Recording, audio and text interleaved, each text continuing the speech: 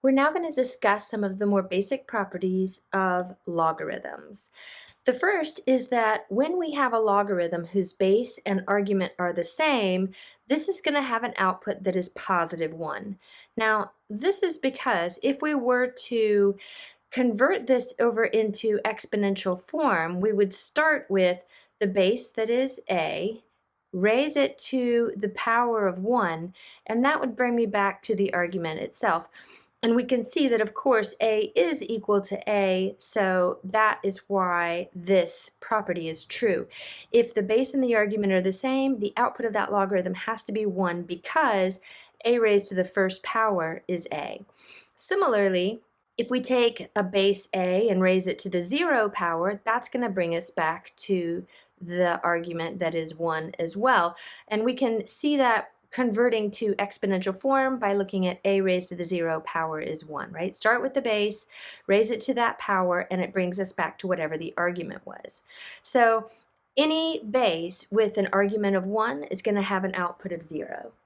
If we think about this next one from the perspective of converting it to exponential form, we would start with base a, we would raise that to the power r, this r here is the exponent for exponential form, and that would bring us back to the argument, which in this case is a raised to the r power, so we can see in exponential form that these two are equal to each other, which means that then this logarithm must have been equal to r, right?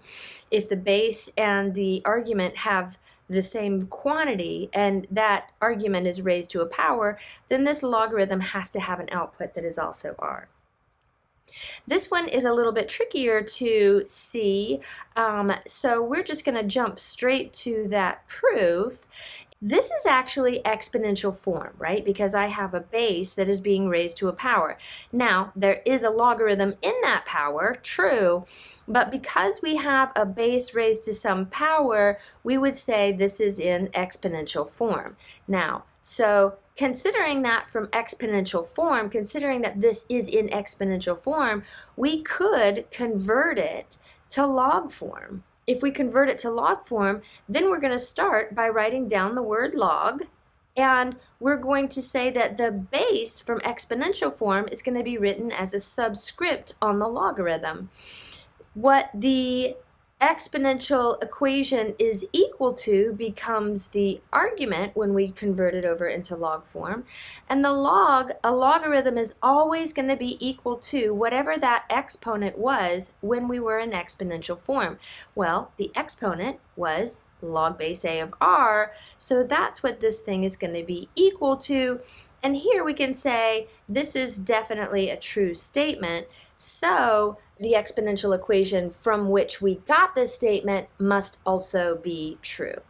So our first example, we have the log with a base of 1/4. Well, notice that the argument is equal to 1. Anytime the argument is 1, doesn't matter what the base is, the output of that logarithm has to be 0.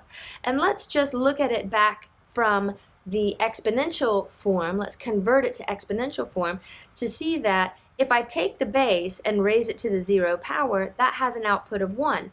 This is true, and therefore the output of the logarithm that we had a moment ago must also be true. Looking at this next example, we've got 5 raised to the power log base 5 of 2. And just a reminder, what we saw from that property a moment ago was that a raised to the log base a of r turned out to be r. Again, this is one that looks a little bit weird and something that I recommend you just memorize. So we have 5 to the log base 5 of 2. That's got to be 2. It's going to be, the output is going to match whatever that argument was in the logarithm. And again, we can say that if we were to convert this to log form, right, because we have a base raised to a power, it's currently in exponential form, even though that power contains a logarithm. Because it's a base that's raised to a power, it's in exponential form. Converting to log form, we get log, we got to write down the word log. The base is 5, right, because that's going to be the thing that's being raised to the power. The argument is 2, because that's what we are equal to from the exponential form, and log base 5 of 2 is going to be equal to whatever that exponent was when we were in exponential form? Well, that exponent was log base 5 of 2. So we can see that when we convert it to log form, we end up with a statement that's obviously true. So that means that the equation this came from must also be true. This is true because this is true. The last example we'll look at in this video is log base 3 of 3 raised to the 2 power. So we're looking here, again, a logarithm is going to have an output that is an exponent. So we're looking here to find who is the exponent that needs to go on 3 in order to bring us back to the argument, which is 3 squared. Well, that exponent would be 2, because 3 raised to the 2 power is equal to 3 raised to the 2 power. Again, we're kind of drawing a counterclockwise circle. We start with the base, we raise that to the exponent, which is 2, and that's supposed to bring us back to whatever is in the argument. And from the property perspective, we can say anytime the base of the logarithm is going to match the base of this argument, that means that the output would have to match the exponent piece.